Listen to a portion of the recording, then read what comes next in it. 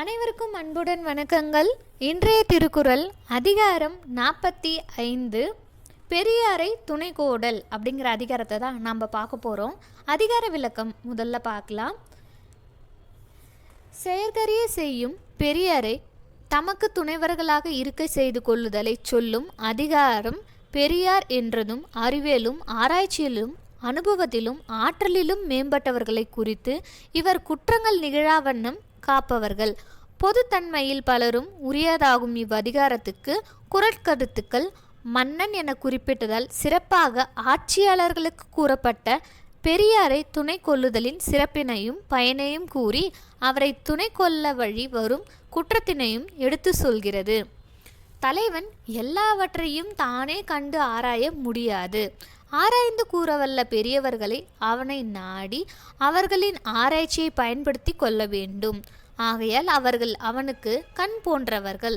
அவ்வாறு தக்க பெரியவர்களிடத்தில் கலந்து ஒழுக வல்ல தலைவனுக்கு ஒரு தீங்கும் வராது. அறிவிலும் ஆள்வினை திறத்திலும் உயர்ந்து விளங்கும் பெரியோர் ஒருவரை துணையாக கொண்டால் வெற்றி யாவர்க்கும் எளியதாகும். நாட்டு தலைவனுக்கு பெரியோர் துணை இன்றியமையாதது. தலைவன் ஓர் அரும்பெரும் வினையை செய்ய முயலும் முன் அத்தொழில்முறை நூலறிவோடும் நுண்ணறிவும் அமையப்பெற்ற பெரியவர்களுடன் கலந்து ஆலோசித்து முடிவு எடுக்க வேண்டும். பெரியோர் தம் ஆய்வுரைகளும் இடிப்புரைகளையும் குற்றங்களையும் விலக்கிக் கொள்ளவும் அவை நிகழாத வண்ணம் தடுத்து கொள்ளவும் வழிவகுப்பார்கள். அறிவுடன் செயல்திறன் கொண்ட பெரியவர்களை துணையாக கொண்டிருந்தால் அவ்வறிவையும் திறனையும் தனதாக ஒருவர் பயன்படுத்தி கொள்ள முடியும்.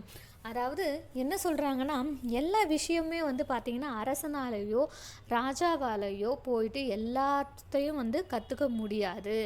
அதற்கு பதிலாக அதில் நுண்ணறிவு பெற்றவர்கள் பெரியவர்கள், அதில் அறிவை கொண்டவர்கள் எதில் வெற்றி பெறணும்னு அப்படி நினைக்கிறாரோ அதில் சிறந்து விளங்கும் பண்பினை கொண்டவர்கள் அல்லது நுண்ணறிவினை பெற்றவர்களை எடுத்துக்கணும். அவங்களுடைய அறிவுரைகளையும் ஆலோசனைகளையும் எடுத்துக்கணும். குடும்பத்திலலாம் கூட சொல்லுவாங்க இல்லைங்களா, பெரியவங்க பேச்சு கேட்டு நடக்கணும், பெரியவங்க என்ன சொல்கிறாங்கன்னு கேளுங்க. ஏன்னா அவங்க நம்மளோ விடவும் வாழ்க்கை பாடங்களை அதிகம் படித்தவங்க, தெரிஞ்சுக்கிட்டவங்க, அவங்களுக்கு அனுபவ அறிவு நிறைய இருக்குது. எந்த விஷயங்களை எப்படி செய்தால் அது நமக்கு பயன் தரும் அப்படிங்கிறது அவங்களுக்கு நம்மளை விடவும் அதிகமாக தெரியும். அதே போல தான் ஒரு ராஜாவுக்கோ அல்லது அரசனுக்கோ தேவைப்படக்கூடிய விஷயங்களை அவர் அதில் திறமை வாய்ந்தவர்கள் அப்படிங்கிறவங்க தான் பெரியவர்கள் அப்படிங்க கருதுகிறாங்க. அந்த மாதிரி பெரியவங்க கிட்ட இருந்து அறிவுரைகளை நம்ம கேட்டு வாங்கி நடந்துக்கிட்டோம்னா அதில் கண்டிப்பாக வெற்றியே தரும்.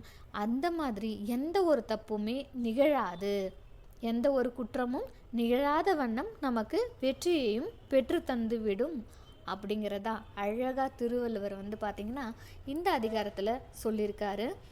இப்போது குறள் 441வது குறளை பார்க்கலாம் வாங்க.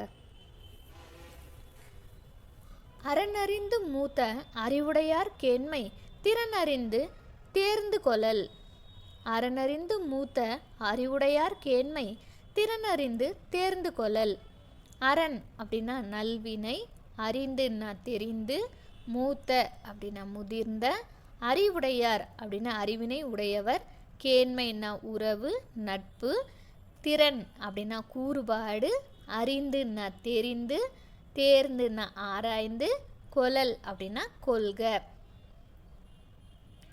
அறம் உணர்ந்தவராய் தன்னை விட மூத்தவராய் உள்ள அறிவுடையவரின் நட்பை கொள்ளும் வகை அறிந்து ஆராய்ந்து கொள்ள வேண்டும்.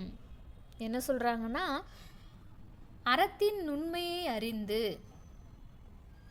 அறம்னா என்ன அப்படின்னு நல்லா தெரிஞ்சவங்க கிட்ட, நம்மளை விட மூத்தவர்களாக இருக்கக்கூடிய முதியோர்களிடத்தில் அல்லது நமக்கு அண்ணனாகவோ அக்காவாகவோ நம்மை விட வயது முதிர்ந்தவர்களிடத்தில் குறிப்பிட்ட துறையில் வல்லவராக இருப்பவர்களுடைய அறிவை, அவங்களுடைய நட்பை எப்படி பெற வேண்டும் அப்படிங்கிறத அறிந்து செயல்பட வேண்டும் அப்படின்னு சொல்கிறாங்க. அறம் உணர்ந்தவராய் தன்னை விட மூத்தவராய் உள்ள அறிவுடையவரின் நட்பை கொள்ளும் வகையறிந்து ஆராய்ந்து கொள்ள வேண்டும். அதை நம்ம தெரிஞ்சுக்கணும் அப்படின்னு சொல்கிறாங்க. குறள் பாருங்க. அறனறிந்து மூத்த அறிவுடையார் கேண்மை திறனறிந்து தேர்ந்து கொள்ளல். அறனறிந்து மூத்த அறிவுடையார் கேண்மை திறனறிந்து தேர்ந்து கொள்ளல். நன்றி. நாளை மீண்டும் வேறு ஒரு திருக்குறளுடன் சந்திப்போம்.